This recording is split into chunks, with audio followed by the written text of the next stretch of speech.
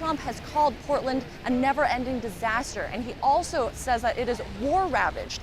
He says that he's deploying federal troops to protect ICE facilities and their workers from so-called domestic terrorists. We've seen organizations here to help immigrants, and some tents have been set up for protesters here for the long haul.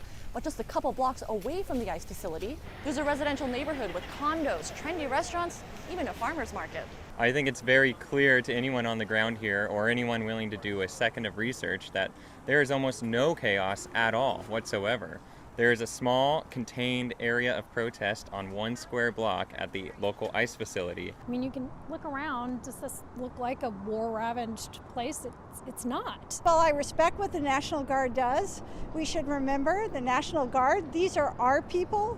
Do we need them to come to Portland to keep us safe? Doesn't feel like it to me.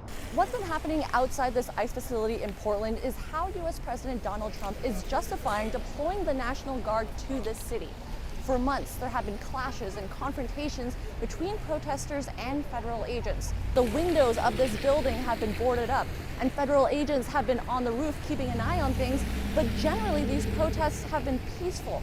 In a letter penned in Time magazine, Portland's Mayor Keith Wilson says the city does not need or want federal troops. In 2020, widespread protests after the death of George Floyd rocked Portland.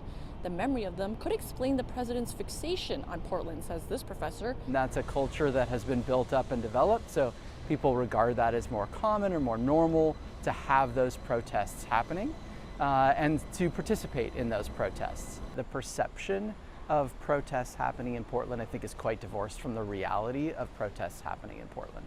The Oregon Military Department says it's likely troops will be ready by this weekend.